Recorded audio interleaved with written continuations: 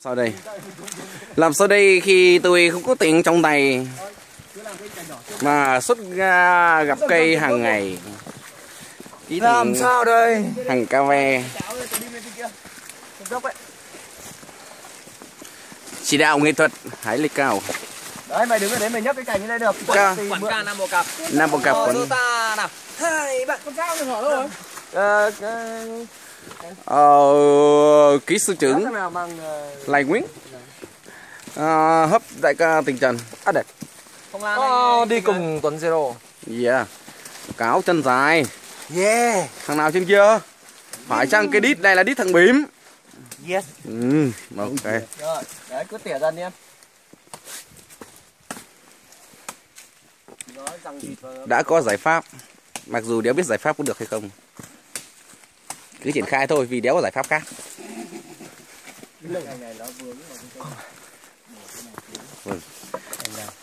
Đạo diễn đang phân tích, đang tính toán. Nhìn bộ râu của anh Bật gốc. Điều có chặt được cái cành không? Khiếp, cái này thì kéo luôn. Râu thì sơ xác. Bây giờ chỉ thử kéo trước đi xem nó nặng không. Thử đỡ ngoan thì cái gì cũng có. Kéo đi. Đó. Mày xuống đi. Chú ấy cái nhấc cái đầu lên. Một mình anh đi nhấc lên. Kéo lên bên sườn bên này. Rồi bạn em để em treo. Đưa ra. Sao em ơi. Kéo qua đây cái treo qua đi. Đưa anh cầm dao cho. Nhanh lên là mặn rồi. Để trơn. Rồi cái ra. Đấy. Đúng rồi, bây giờ hai thằng nhấc cái đầu lên nó đẩy ở dưới này. Rồi. Đám phong lan kia mà mang về cho đại ca Hoại thích phải biết. Kia trên cây. Đấy phong lan đó. Thế cái gì? Phong lan. Hai ít vào trong vào trồng Được. đây là vòng đếm thôi. Tức là lăn lọng. Anh bê cùng cho nó đi. Ông nào quay đấy? Quay chưa? Này. Nào. Đấy. Nhá, đừng làm hô nhá, chuẩn bị nhá. Từ. Ba em từ. Từ. Rút ra nhá. Còn đi sang bên này đi. Sang bên này đi. Nào. Rồi. Nào. Hai cây to này. Anh Hải đi ra đi. Ra rồi nhá. Anh Tuấn để ý nhá, từ nhá. Nào. Đây từ. Nào. 2 3 Rồi, để hết ra. Để anh được. Phải để anh. Đạp cái này đạp thôi. Được đi. Anh ơi, đi em cầm em cái mũ bảo hiểm. 1 2. Để ngang đi. Rồi nhá. Rồi, đây rồi. Đẩy mạnh xuống luôn đi. Vấn đề là cái thằng to xác này. Được rồi. To lắm ấy. Lên một thằng này. Thằng này chỉ cần để nó mất điểm gì ở đây là nó sẽ xuống. Không thì anh ơi, chạm cành trên này. Mà không được rồi chứ. Cứ thử đi anh. Đây cái đất để sang đây bắt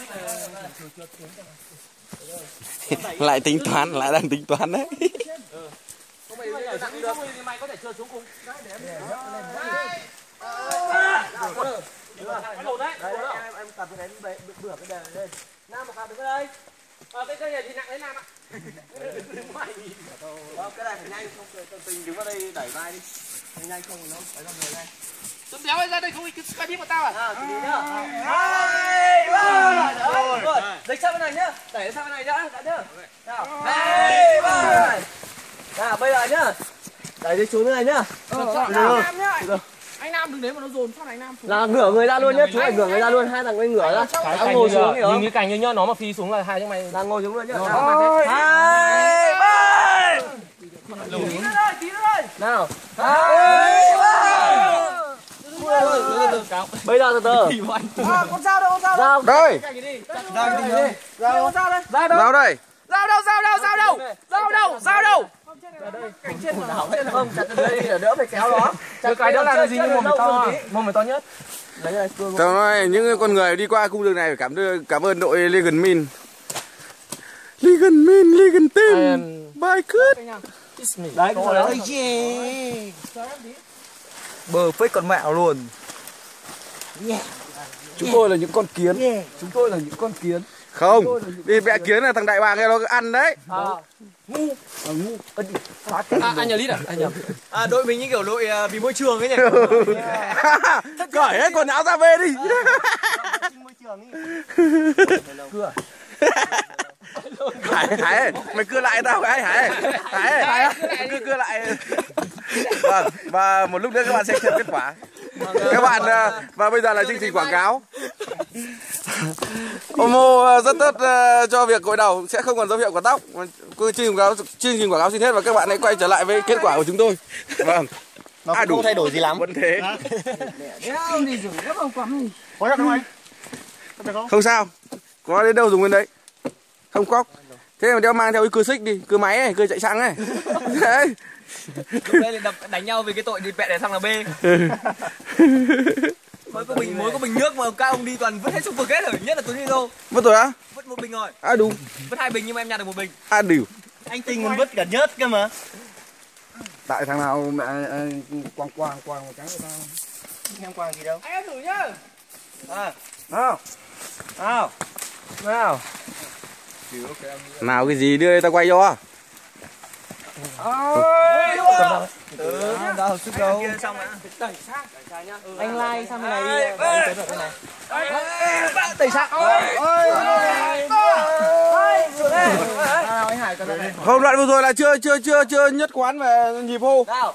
2 3. Anh chữ rồi. Nó vướng ở bên kia kìa. Nó vướng đầu này này. Đầu này tao thấy vướng á. Đầu này không phải đầu này đâu. Mấy cả cái đầu chỗ Tuấn Zero này hơi nặng, hơi đuối sức. Đi em ơi. Những cây này cành nhỏ chặn được. Con quá mày tốt. Không khóc nữa, cái thằng kia lại nhắc. Cái tông môn cái thằng đánh dao chứ. Đánh dao này con dao xịn nữa không? Anh ơi, cây cũng chặt được, thịt cũng thái được. Chặt được mày đấy mà chặt đi. Quảng cáo với Thái. Đây chặt đây, chặt cây này đi, cây này bé đây. Không kêu cứ à.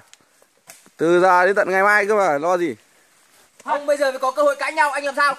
Cãi nhau đi! Thì con dao để đấy không? Đây em ơi. Con dao đấy. 2 con dao luôn, mang dao nữa đây, cứ mang đi. Chắc là chặt tí nó mòn mà. Cứ mang dao. Mượn với. Vấn đề là sao này? Cầm một tận tụt con mẹ chuối ấy. Con dao của chú đâu? Đây. Không tụt chuối ấy, dễ tụt. Mày chặt cái cành kia coi nhá. Chờ tí nhá, cởi nhá. Luôn nhá luôn này. Khỏi không chặt quá. Thay nhau lên mà bổ thôi, gì nữa. Thôi anh bổ đi.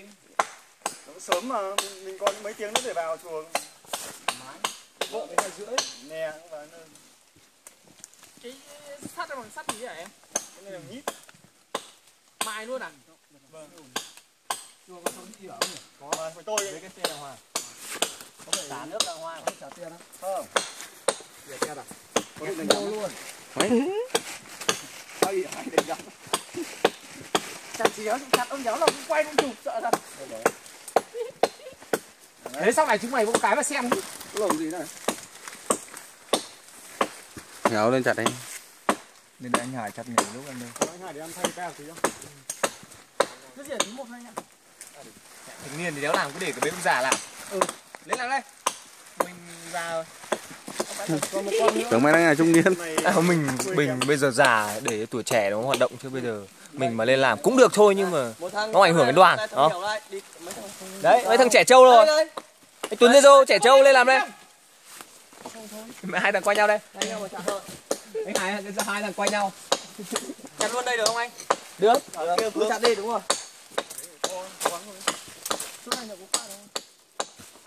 Không bây giờ em ra nhiệm vụ anh tính này anh chạy vào chùa anh mượn